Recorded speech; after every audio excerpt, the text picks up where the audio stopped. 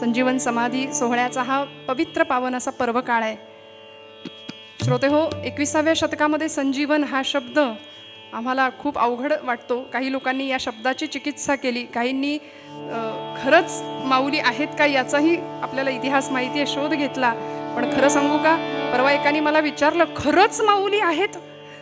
आज 750 वर्ष व्हायला आली तरी माऊली आहेत? म्हटलं ते एकटेच आहेत, आपण सगळे मेलेलो आहोत. संजीवन समाधीच्या रूपाने आज माऊली तुमच्या माझ्यामध्ये आहेत आणि म्हणून अनुभव घेऊया नामानी त्यांच्या असण्यात.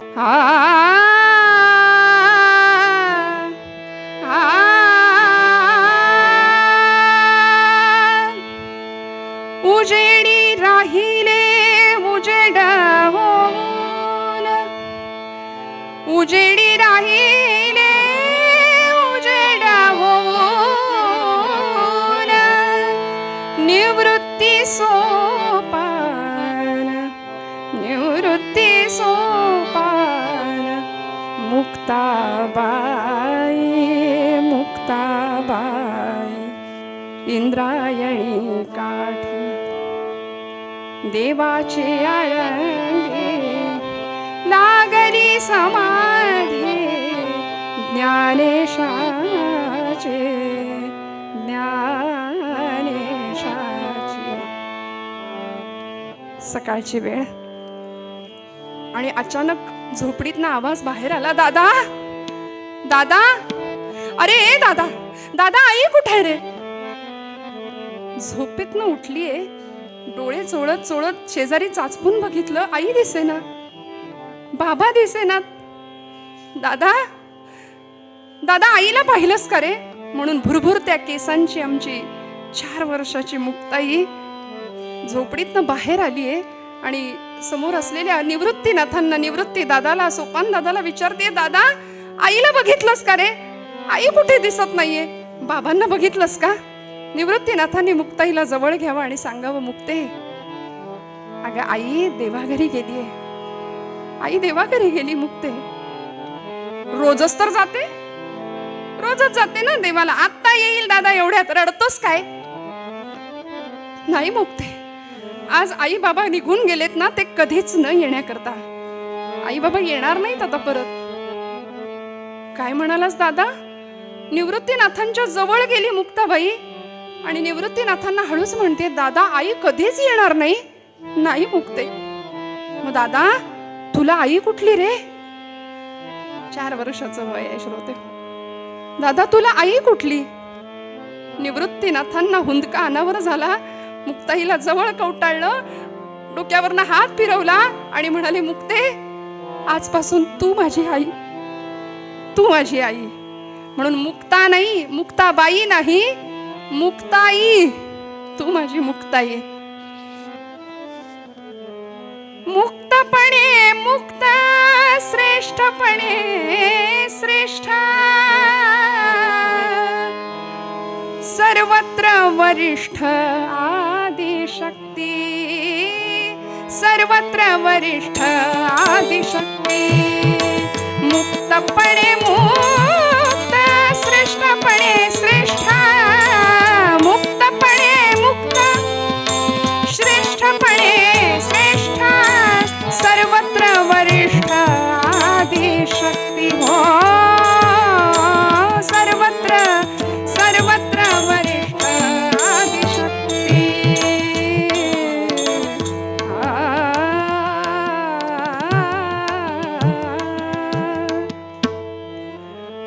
आई येणार नाही, बराच वेळ वाट बघितली असं कळालं. मात्र श्रोते हो, आपण पूर्वपीठिका 2 दिवसापूर्वीपासून ऐकतोय, ऐकलेली आहे यापूर्वी. विठ्ठलपंत म्हणजे साक्षात मूर्तिमंत वैराग्य आणि आई रुक्मिणी माता म्हणजे साक्षात भक्ती होती. दोघांच्या अतिपवित्र आणि अतिशुद्ध कुसव्यांनी या 4 भावंडांना जन्म दिला होता. निवृत्ती, ज्ञानदेव, सोपान आणि मुक्ताबाई. या 4 भावंडांची नावच जणू अशी होती की ज्या भक्तीच्या पायऱ्या ठराव्यात आपल्याला माहिती आहे. प्रवृत्ती दूर केल्याशिवाय निवृत्ती नाही, त्याशिवाय ज्ञानप्राप्ती नाही आणि ज्ञानप्राप्तीशिवाय मुक्तीच्या गर्भागारात प्रवेश करण्याचा सोपान प्राप्त होत नाही. म्हणून परमार्थ तितकाही सोपान हेच जणू काही या दोघांना सांगायचं होतं की काय. गुरु आज्ञेनुसार धारण केलेला संन्यास दूर केला आणि गृहस्थाश्रम स्वीकारला. त्यानंतर भगवंतांच्या इच्छेनुसार 4 मुलं जन्माला आली, निवृत्ती, ज्ञानदेव, सोपान आणि मुक्ताबाई. पण संन्याशाने प्रपंच करणं म्हणजे महत्पाप. समाजाने इतका त्रास दिला आणि आपल्या मुलांना आपल्या पश्चात उत्तम जीवन जगता यावं याकरता देहांत प्रायश्चित्त पत्करलं. रात्रीची वेळ, निबिड अंधकार, इंद्रायणी निस्तब्ध भातीये आणि अशा परिस्थितीमध्ये रुक्मिणी आईनी आपल्या 4ही भावंडांच्या केसावरून, डोक्यावरून हात फिरवला, मुक्ताईच्या गालावरून हात फिरवला. डोळ्यातला अश्रू घळकन मुक्ताईच्या गालावर ओघळला. मुक्ताईनं झोपेतच तो अश्रू पुसून टाकला. श्रोते हो, वात्सल्य पुसलं गेलं आणि पती बरोबर जावं लागलं. निवृत्तीनाथांना जाताना सांगून दिलं, निवृत्ती सगळ्यांना सांभाळ बरं, माझ्या मुक्तीला सांभाळ. कणखर आहे पण तिच्या ममताळूपणाचा अंत नाहीये. सत्पदते ब्रह्म, चित्पदते माया, आनंद पद जया म्हणती हरी. मुक्ताचं मुक्त असलेलं जीवन म्हणजे मुक्ताबाईंचं जीवन आहे. श्रोते हो, निळोबारायांनी त्यांचं वर्णन केलंय. नमो ज्ञानेश्वरा, नमो ज्ञानेश्वरा, निवृत्ती उदारा सोपान देवा. हे एक चरण निळोबारायांसाठी, निळोबारायांनी सर्व भावंडांसाठी वापरलंय. आणि दुसरं चरण नमो मुक्ताबाई त्रिभुवन पावनी आद्यत्रय जननी देवांचीही. एका चरणात सबंध मुक्ताबाईचं वर्णन केलंय. तीनही देवांची आद्यत्रय जननी अशी ब्रह्मा विष्णू महेश यांचीही ती जननी, योग शक्ती, आदिमाया, मूळ माया, आदिशक्ती, ब्रह्म चित्कला, चैतन्याची कला असलेली मुक्ताबाई महाराज. 3 देवांची तर जननी होतीच, पण ब्रह्मा विष्णू महेश हे आहेतच, पण 3 देव तिने खऱ्या अर्थी कशा पद्धतीने घडवले बघा. नामदेव, ज्ञानदेव आणि चांगदेव. एक कच्चा होता, त्याला पक्क होण्याचा मार्ग शिकवला. एक कोरा होता, त्याला परिपूर्ण केलं, भरून काढलं. आणि एक तापलेला होता, त्याला शांत केलं. ज्ञानदेव, नामदेव आणि चांगदेव. आई येणार नाही म्हटल्यानंतर रात्री इंद्रायणी निस्तब्ध झाली, निबिड अंधकार. रात्र संपली, दिवस उजाडला आणि मुक्ताबाई वाट पाहून थकली आणि आई येणार नाही याची खात्री पटली. त्यावेळी या रखुमाईच्या लेकीनं टाहो फोडला. श्रोते हो, असं म्हणता मध्ये तो टाहो. आर्त करुणा भाकली भगवंतांची. आई आई म्हणून टाहो फोडला. सोपान काका रडतायत, ज्ञानदादा रडतायत. निवृत्तीनाथांनी सगळ्यांना जवळ घ्यावं. मुक्ते, ए ज्ञाना, ए सोपाना, आता रडायचं नाही बरं, आता रडायचं नाही. अरे वेड्यांनो, रडता कशाला? बघा बरं, समोरच्या पारावर ते चिमणीचं घरटं आहे की नाही. अरे काय झालं माहितीये, त्या घरट्यामध्ये त्या चिमणीची पिलं होती की नाही 4. काल रात्री एक मोठी घार आली आणि त्या पिलांना घेऊन निघून गेली. बरं, त्या आई वडिलांना घेऊन निघून गेली, पण तरी सुद्धा सांग मुक्ते, ती पिलं कशी दाणा टिपतायत. ती थांबली का? ती दाणा टिपतायत की नाही. मुक्ता, ज्ञाना, आपल्याला थांबून नाही चालणार. निवृत्ती दादा सगळ्यांना समजावतायत, मुक्ताईला समजावतायत. आणि मुक्ताईने एवढं ऐकलं. मात्र 4 वर्षाची परकरी पोर मुक्ताबाई आमच्या महाराज पटकन परकराचा ओचा खोवला, पाण्यात शेण कालवलं आणि सडा टाकायला सुरुवात. ज्ञानादादा बघतो काय, अरे जा भिक्षा मागायला. निवृत्तीनाथ, ज्ञानदेव भिक्षे करता बाहेर पडले आणि सडा टाकणाऱ्या मुक्ताईकडे बघितलं. शेजारच्या कुंभारवाड्यातली लक्ष्मी आत्या धावत आली आणि पदराचा बोळा तोंडात कोंबूनच मुक्ताईला अक्षरशः हंबरडा फोडला. मुक्ते, काय झालं ग? आता सांत्वन कुणी कुणाचं करायचं? पण ही 4 वर्षाची आदिमाया ब्रह्मचित्कला काय म्हणते माहितीये, लक्ष्मी आत्या, रडू नकोस ग. माझी आई म्हणायची, भरल्या घरात रडू नये, रडू नकोस ग. लक्ष्मी आत्या म्हणतीये, कुंभारीण होती शेजारची, त्यांनी सांगावं, लय सोसलं ग दोघांनी. मुक्ते आणि एवढ्यात ज्ञानादादा यावेत. ज्ञानादादांनी सांगावं, आत्या तू कुंभारीण ना ग, मडकी बनवतेस, घट बनवतेस, मला सांग, एका घटामध्ये गाईचं शुद्ध लोणी असतं, दही असतं, आणि एका घटामध्ये संस्कारासाठी वापरले जाणारा अग्नी असतो ग. घटा घटांचे रूप आगळे, प्रत्येकाचे दैव वेगळे, तुझ्या विना ते कोणा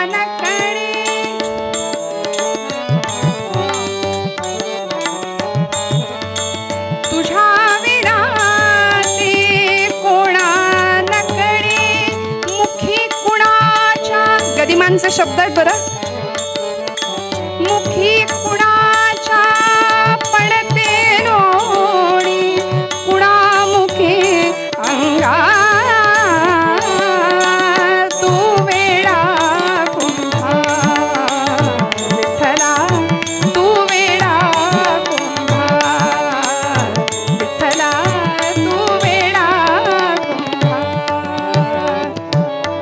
फिरत्या चाकावरती देशी मातीला आकार. भगवंता, काय तुझी लीला. दिवसामागून दिवस जात आहेत. ज्ञानादादा चौपदरी खांद्याला अडकून भिक्षेसाठी बाहेर पडायचे आणि गावामध्ये भिक्षा मागत मागत मागत एकदा महादेव भटांच्या वाड्यासमोर येऊन उभे राहिले. बरं, महादेव भट स्नानासाठी नदीवर गेलेत. ज्ञानादादा ओम भवती भिक्षां देहि असा आवाज दिला. आतून यमुना त्यांची पत्नी धावत बाहेर आल्या. म्हणाल्या, बाळा टेक हा जरासा. उन्हानं कोमजलेलं ते पोर पाहिलं. जरासा टेक, मी गुळ पाणी घेऊन येते म्हणून झपकन मागे वळल्या.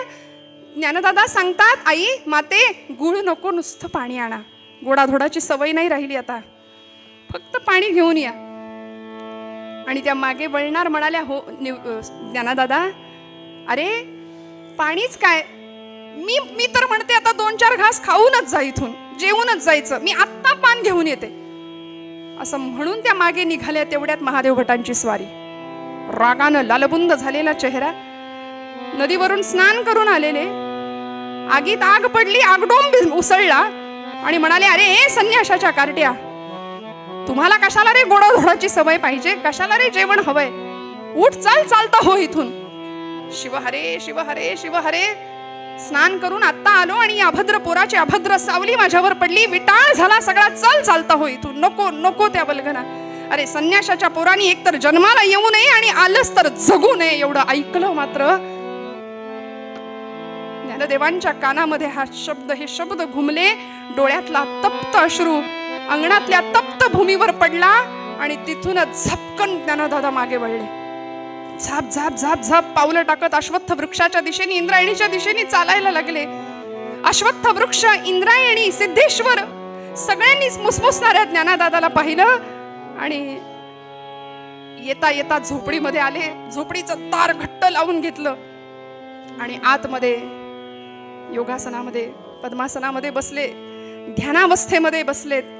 सगळ्यांनी झोपडीचा दार उघडण्याची विनंती केली आहे. दादा दादा दार उघडा. काहीच उपयोग होईना. निवृत्तीनाथ सांगतायत, ज्ञाना अरे असं कसं चालेल रागावून, दार उघड ज्ञाना. नाही. सोपान काका सांगतायत, दादा दार उघड. अरे नाही. मुक्ताबाई समोर आल्या आणि मुक्ताबाई महाराज सांगतात, दादा ए दादा, अरे असं रागवून कसं चालेल.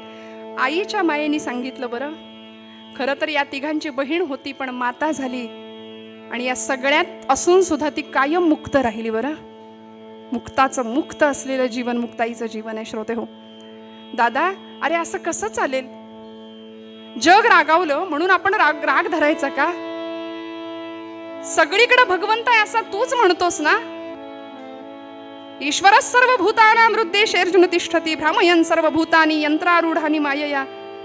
तू म्हणतो ना वासुदेवम सर्वमिती, भगवंत सगळीकडे असं तू म्हणतोस ना. मग या जगावरती तू रागावलास तर कसं होईल.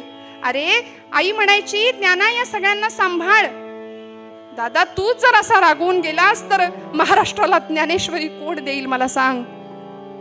मुक्ताबाई कान उघडणी करते आपल्या दादाची. सांग महाराष्ट्राला ज्ञानेश्वरी कोण देईल, आमच्या सगळ्यांचा कैवार कोण घेईल त्यांना. दादा दार उघड, दार उघडा दादा. आपण नाथ सांप्रदायिक आहोत, आपण योगी आहोत.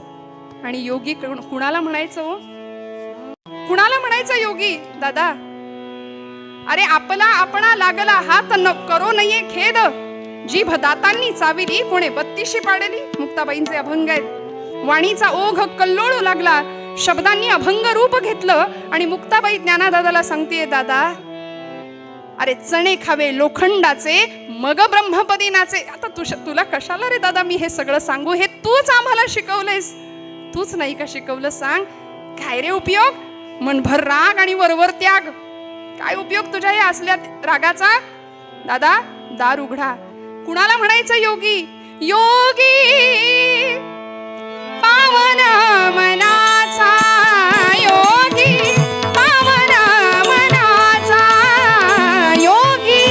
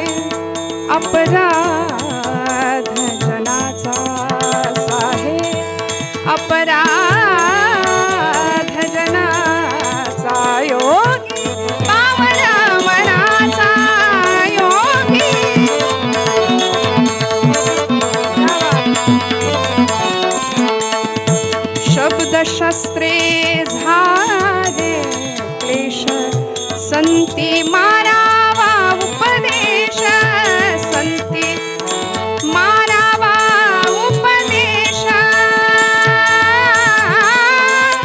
दादा विश्वपट ब्रह्मदोरा. दादा दादा दार उघडा.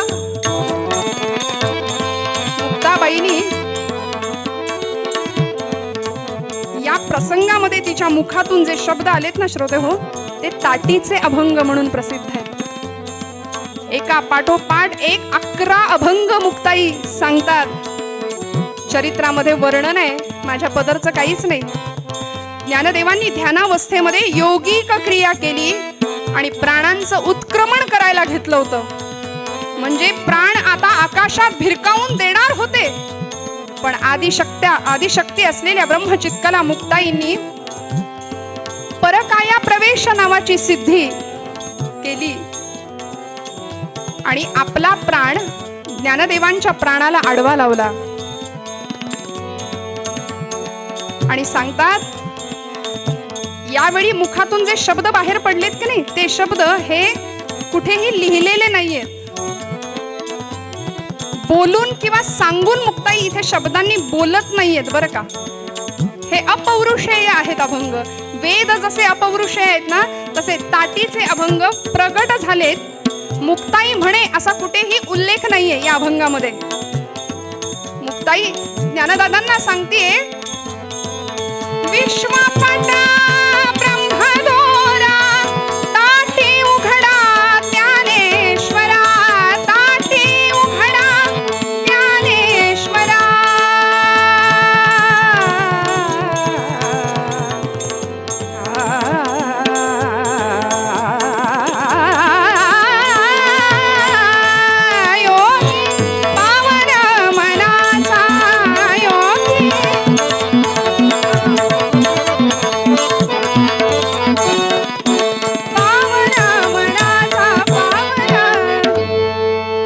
दादा आपण तरुणी विश्वतारा, ताटी उघडा ज्ञानेश्वरा.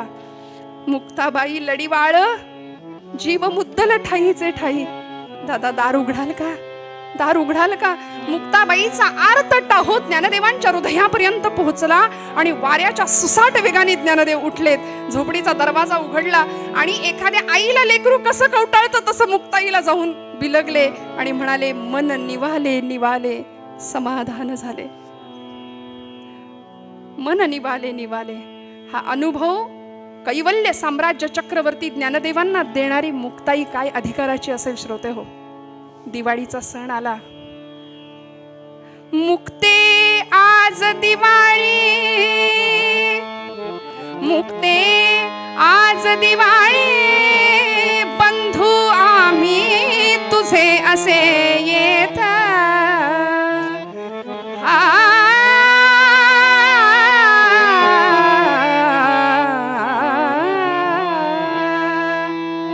मांडे रुचिर करोनी, मांडे चिर करावे, सेवून राहू आम्ही आनंदात. रामा रामा रामा हरे हरे रामा रामा रामा रामा रामा रामा हरे हरे रामा रामा रामा रामा सीतापते रामा रामा रामा रामा रघोत्तमा रामा रामा रामा रामा हरे हरे रामा रामा. मुक्ता, आज दिवाळी आहे ग. कुणीतरी एखादा भाविक व्यक्तीने शिधामध्ये गुळ, हरभऱ्याची डाळ, तूप, कणिक असं सगळं सामान दिलं होतं.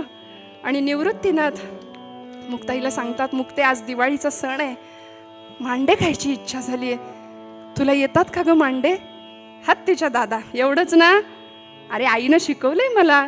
दादा मांडे येतात करता, पण साध्या तव्यावर मांडे होणार नाहीत रे. त्याकरता मडक्याचं मोठ्या गोल आकाराचं एक खापराचं रांधणं लागेल ना. आणि ते रांधणं आणायला धावत मुक्ताबाई कुंभारवाड्यात जाऊन कुंभार काकांना सांगितलं, काका माझ्या दादाला मांडे खायची इच्छा झाली आहे, देता का हो एक खापर? खापर घेतलं आणि येता येता रस्त्याने आनंदाने चालतीये. विसोबा चाटी नावाचे गृहस्थ आळंदीमधले समोर आले. कार्टे मुक्ते, अगं संन्याशाची पोरं तुम्हाला कशाला गोडधोड खायला पाहिजे? साधू म्हण होता ना स्वतःला, आणि गोडाधोडाची चटक जिभेची कशाला हवी? आणि इकडं ते रांधणं, आणि इकडं ते खापर म्हणून ओढून घेतलं हिसकावून आणि खाली पाडलं, फुटून गेलं. रडत रडत मुक्ताई निघाली. ज्ञानादादा वाटेत भेटले.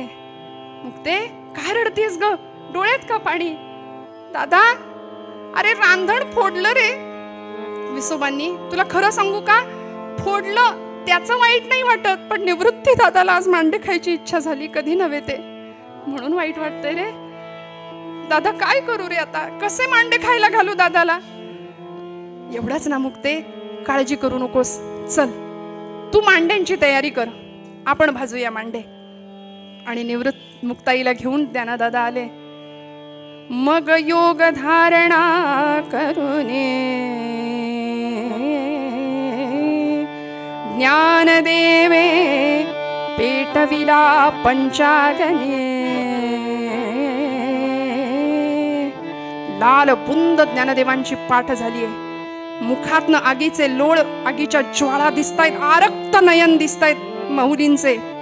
आणि मुक्ताईनी पटापट मांड्यांची तयारी केली. मांडे थापले आणि श्रोते हो, माऊलींच्या पाठीवर मांडा टाकावा, टमकन फुगून वरती यावं. काय आनंद! इकडे विसोबा विचार करतायत, बघतोच कसे खातायत मांडे म्हणून आले होते. आणि झोपडीच्या त्या झरोक्यातून पाहतायत काय चाललंय आतमध्ये. आतमधला तो चमत्कार पाहिला. सगळे जेवायला बसले श्रोते हो, आणि विसोबा असे त्या झरोक्यातून बघतायत आतमध्ये. मनामध्ये विचार करतायत की हा अमृताचा प्रसाद जर मला मिळाला ना तर सगळी पाप धुवून जातील. पश्चाताप होतोय. आणि मुक्ताबाईंच्या लक्षात आलं, मुक्ताईंनी तिथूनच आवाज दिला, विसोबा असे खेचरासारखे काय उभे आहेत तिथे? खेचर म्हणजे गाढव, त्यांचं नाव होतं चाटी खरं तर, पण आम्ही त्यांना विसोबा खेचर म्हणतो. मुक्ताबाई म्हणतात असे खेचरासारखे काय उभे? आणि अरे गाढवा असं आईच म्हणते की नाही? मुलाला आईच म्हणू शकते, तोच आईचा अधिकार आहे. मुक्ताबाईंनी हा उद्गार काढल्याबरोबर विसोबा अक्षरशः धावत गेले आणि दंडवत लोटांगण प्रणाम घातला सगळ्यांना. आणि आता इथे मुक्ताबाईंनी विसोबांना अनुग्रह केलाय. आणि मग ती शिष्य परंपरा पुढे नामदेवांपर्यंत गेली. मुक्ताई गुरु विसोबांनी नामदेवांना अनुग्रह केलाय पुढच्या काळामध्ये. श्रोते हो, हा मुक्ताईंचा आणि या चारही भावंडांचा चमत्कार पंचक्रोशीमध्ये सगळीकडे पसरतोय.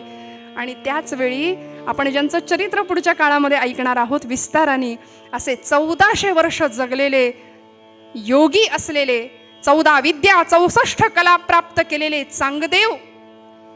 64 कला होत्या, परंतु 65वी कला उकलुनी दावी आली असं वर्णन केलंय. चांगदेव म्हणे आजीची जन्मलो, गुरुपुत्र झालो मुक्ताईचा. चांगदेव म्हणे आजीची जन्मलो, गुरुपुत्र झालो मुक्ताईचा.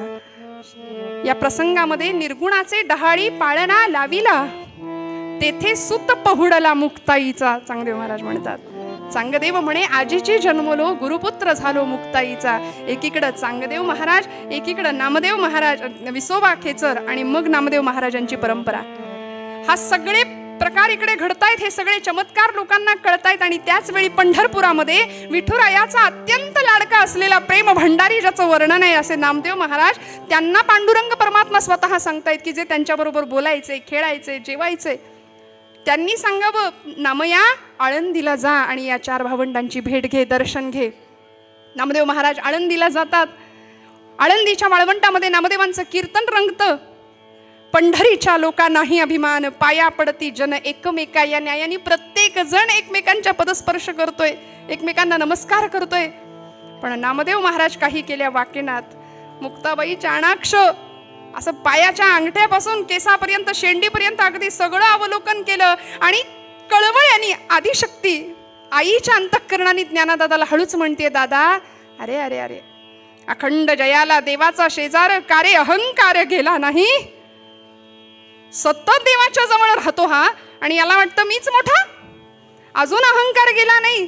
निवृत्ती दादा म्हणतात, मुक्ते असं बोलू नको. अगो वेडे, यांनी देवाला वेडं केलंय. देव यांच्याशी बोलतो, देव यांच्या कीर्तनात नाचतो, असं बोलू नकोस मुक्ते. मुक्ताबाई म्हणते, ए दादा, बाबा तुला घालायचा तर तू साष्टांग नमस्कार घाल, मला काही याच्या तोंडाकडे बघायची इच्छा नाही.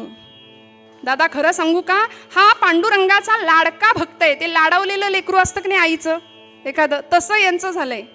म्हणून देवालाच त्याची दया आली. देवाकडे सारखे हेलपाटे घालतोय ना हा, देवाला त्याची दया आली म्हणून त्यांनी तुमच्याकडे पाठवले. आता तुम्ही तुमचं संतपणाचं ब्रीद राखा दादा, याचा उद्धार करा. आणि मग कल्पना सांगितली. गोरोबा काकांना बोलावलं, थापटणं घेऊन गोरोबा काका आले होते. या प्रसंग आपल्याला माहिती आहे. गोरोबा काकांनी प्रत्येकाच्या डोक्यावर थापटणं आपटून मडकं, कच्चं की पक्क हे ठरवायचं होतं. निवृत्तीनाथांच्या डोक्यावर गोरोबा काकांनी थापटणं आपटलं डोक्यावर. निवृत्तीनाथ शांत आहेत. योग्याची काय अवस्था आहे, किती शांत, किती शांत.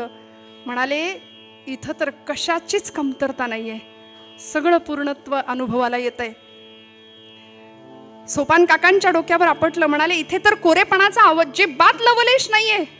ज्ञानदादांच्या डोक्यावर थापटणं आपटलं. म्हणाले इथं तर परिपूर्णता आहे. मुक्ताईच्या डोक्यावर थापटणं आपटलं. म्हणाले इथं तर अमृताची संजीवनीच होतो चालली आहे. आणि असं करता करता नामदेवांच्या डोक्यावर आपटणार एवढ्यात नामदेव ओरडले, रागावून म्हणाले, अरे बास करा, असं थापटणं आपटून कळतं का, मडक कच्चं की पक्क ते. मला वाटलंच होतं दरिद्र्यांनी परी शोधायला जावा आणि काच हातात यावी, तसं झालंय माझं. मी पांडुरंगाला म्हणत होतो की मला इकडे पाठवू नको म्हणून. शेवटी तावातावानी नामदेव महाराज पंढरपुरात येतात आणि पांडुरंगाला सांगतात, पांडुरंगा मला परत त्या लोकांच्या हाती देऊ नकोस. पांडुरंग परमात्मा सांगतात. यावेळी मुक्ताई म्हणते, नाम्या कच्चा रे कच्चा, म्हणून अजूनच त्रास झाला होता नामदेव महाराजांना. धावत पंढरपुरात आले, पांडुरंगाला सांगतात मला परत त्यांच्या हातात द्यायचं नाही. पांडुरंगा भगवंत म्हणतात, नाम्या खरं आहे मुक्ताईचं, अरे तिचं तर नावच घेऊ नको. म्हणाले म्हणे ब्रह्मांड कवीत घेईन, सणसणीत सनकांडी आहे नुसती, काय तिच्या किती बोलते, किती बडबड करते. पांडुरंग म्हणतायत, नाम्या खरं आहे मुक्ताचं, अजून तू कच्चा आहेस रे, तुला माझं ओतप्रोत ज्ञान झालेलं नाही. सर्वाभूती परमेश्वर आहे हे तू कीर्तनात बोलतोस, पण अनुभवाच्या पातळीवर जाणत नाहीस. आणि म्हणून मग आपल्याला माहिती आहे पुढे औंढ्या नागनाथला पाठवलं पंढरपूर भगवंतांनी, पत्ता दिला. तिथे विसोबा, हेच विसोबा चाटी म्हणजे विसोबा खेचर तिथे भेटले. आणि मग मुक्ताईंची ही शिष्य परंपरा पुन्हा तयार झाली. ज्ञानदेव विसोबांनी नामदेवांना तिथं अनुग्रह केलाय. असा अधिकार सगळीकडे चाललाय. पण बघता बघता काळ जवळ आला माऊलींच्या समाधीचा. श्रोते हो, ज्ञानदेवांनी पांडुरंगाची आज्ञा घेतली, परवानगी घेतली आणि म्हणाले, आता देवा थांबवू नका, आता सगळं पूर्ण झालंय, ज्ञानेश्वरीचं लिखाण पूर्ण झालंय, आता मला समाधी घेऊ द्या.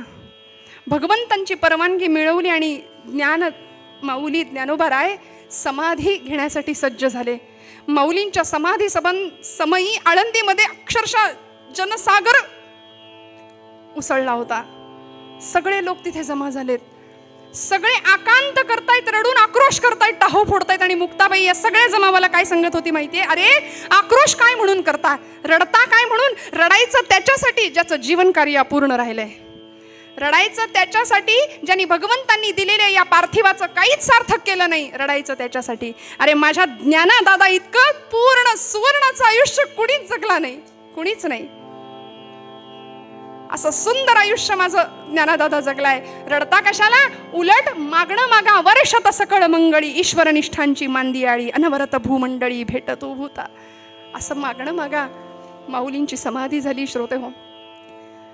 यानंतर निवृत्तीनाथ माऊलींच्या समाधी पाठोपाठ सासवडला सोपान काकांनी सुद्धा समाधी अवस्था प्राप्त केली. त्यानंतर निवृत्तीनाथ आणि मुक्ताईंनी ज्ञानदेवादी आदी सर्व नामदेवादी आदी सर्व मंडळी एकत्र आले आणि तीर्थयात्रेला बाहेर पडले. तीर्थयात्रा करता करता करता ही सर्व मंडळी जळगाव जिल्ह्यातलं कोथळी नावाचं गाव, इथे तापी तीरावर ही सर्व मंडळी आली. मुक्ताईंचा जन्म श्रोते हो घटस्थापनेचा आहे. आदिशक्ती मूळ माया ब्रह्मचित्कला वैशाख शुद्ध प्रतिपदा 1279 साल आहे. आणि आजचा दिवस जो निर्वाणाचा समाधीचा मुक्ताबाईंचा जो होता ना, तो 1297 साल वैशाख शुद्ध दशमीचा दिवस. कोथळी या गावामध्ये तापी नदी तीरावर गंगाधारेवर सगळ्यांनी स्नान केलं. असं म्हणतात हत्तीच्या सोंडे एवढी धार होती, त्या धारेत सगळ्यांनी स्नान केलं. मुक्ताबाईंनी त्या पाण्याने सगळ्यांचे चरण धुतले, पाय धुतले. निवृत्तीनाथांना कळून चुकलं, आज माझ्या आईचा शेवटचा दिवस आहे, आज मी खऱ्या अर्थाने पोरका होणार. वयाच्या 4थ्या वर्षी या मुक्ताईने मला विचारलं होतं, दादा तुला आई उठली रे? मी म्हटलं होतं तू माझी आई. आज जर हीच मला सोडून गेली तर मी अनाथ होणार. निवृत्तीनाथांना कळून चुकलं होतं. आणि या प्रसंगामध्ये त्या तापी नदीच्या वाळवंटामध्ये नामदेवांचं कीर्तन रंगणार होतं. सगळे कीर्तनाला निघालेत. मुक्ताबाईंना म्हणतायत निवृत्तीनाथ, मुक्ते चल कीर्तनाला बसूया. मुक्ताबाई म्हणतात नाही दादा, आज इच्छा नाहीये. स्नान केलं होतं, शुचिरभूत झाल्या होत्या, आज इच्छा नाहीये स्नान करण्याची, कीर्तनाला येण्याची. पण दादा खरं सांगू का, आज ज्ञानदादाची खूप आठवण येते, आज ज्ञानदादाची खूप आठवण येते रे मला. सगळ्यांना कीर्तनाला पाठवलं आणि एकट्या मुक्ताबाई तिथे थांबले तापी तीरावरती. आजही तिथे मुक्ताबाईंची मूर्ती प्रतिष्ठापना आहे, समाधी तिथे आहे आणि ते भव्य मंदिर आहे. मुक्ताबाई तिथे थांबल्या. नामदेवांचं कीर्तन एकीकडे सुरू झालं आणि अचानक सोसाट्याचा वारा सुटला श्रोते हो. सोसाट्याचा वारा सुटला, विजांचा कडकडाट, प्रचंड धूळ उडाली. कुणी कुणाला दिसेना अशी अवस्था. नामदेव भानावर आले आणि नामदेव सांगतायत अरे सगळं राहू दे, मुक्ताईला शोधा, ती सगळ्यात लहान आहे, ती हरवेल कुठेतरी, तिला शोधा. निवृत्तीनाथांच्या काळजात चर्र झालं, माझी मुक्ताई एकटी आहे तिकडे, तिला शोधलं पाहिजे म्हणून धावतायत सगळे, मुक्ताईंचा शोध घेतायत. पण कडकन अशी एक वीज चमकली आणि कडाडली वीजा निरंजनी झाली. मुक्ताबाई तेथे गुप्ता झाली. निरंजनी वीज चमकली. नाथ संप्रदायामध्ये मुक्ताबाईंचा हा जो प्रकार आहे ना जाण्याचा, त्याला निरंजनी समाधी असं म्हणतात. की त्या देहाने नाही गेल्या, कुठेही भुयारात, आकाशमार्गे किंवा समाधी अवस्था जलतत्वामध्ये कुठेही नाही, तर विदेह कैवल्य रूपता म्हणजे देहात असून चिरंजीव झाल्या. नाथांनी अभंग लिहिलाय, मुक्ताबाईंचं शरीर महाकल्पापर्यंत चिरंजीव असणार आहे. म्हणून आज तुमच्या माझ्यामध्ये मुक्ताई आहेत, मुक्ताबाई आहेत. त्या गुप्त झाल्या, वीज झाल्या आणि काही क्षणात सगळं शांत झालं. एक छोटीशी बाहुली तिरोभाव रूपाने दिसली होती निवृत्तीनाथांना. ती बाहुली कवटाळली आणि आर्त टाहो फोडला, मुक्ते आई साहेब माझं काही चुकलं का हो? कसलाच त्रास नाही तुम्ही मला दिला.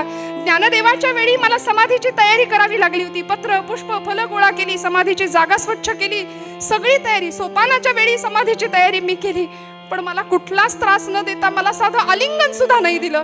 सोपानाला जाताना भेटलो, ज्ञानदादाला जाताना कडकडून आलिंगन दिलं. आई मला भेटली सुद्धा नाही ग म्हणे. आज काय चुकलं माझं? कसलाही त्रास न देता. कारण निवृत्तीनाथ म्हणायचे, मुक्ता आपण कधी स्वस्वरूपी मिळायचं असं जेव्हा म्हणायचे ना, तेव्हा निवृत्तीनाथांना मुक्ताबाई म्हणायच्या, दादा मूळ माया म्हणतोस ना रे मला, मग माझं मी बघून घेईन, माझं मी बघेन, माझी काळजी तू करू नको म्हणायच्या. आणि इथे मुक्त झाल्या खऱ्या अर्थी. आमचे निळोबाराय या सर्वांना प्रार्थना करतात श्रोते हो. माऊलींची, मुक्ताबाईंची जी भावावस्था होती, जी भावदशा होती, जे हरिनाम उच्चारण होतं, तो भाव त्यांना भक्तीला, ती भक्ती फलद्रूप करण्याला कारण ठरला आणि ती भक्ती त्यांना मुक्तावस्थेपर्यंत घेऊन गेली. अशी मुक्त झालेली मुक्ताई तुम्हाला मला कळावी याकरता ज्ञानोबांचा अभंग आधारासाठी पुन्हा एकदा गाते. निळोबारायांनी या सर्वांना वंदन केले, ते शब्द निळोबारायांचे गाते आणि झालेली सेवा भगवंत चरणी अर्पण करते. आपल्या सगळ्यांना नमस्कार करते. उत्कृष्ट असे 2 साथीदार आहेत. नादब्रह्माची सेवा करणारे आमचे सोहम दादा, इकडे चिंतामणी दादा आहेत स्वरब्रह्माच्या साथीला. दोघांनाही वंदन. सर्वांच्या चरणी हृदयस्थ परमात्म्याला नमस्कार करते आणि निळोबारायांचा अभंग गाते आणि मग निरूपणाच्या अभंगाने शेवट करूया.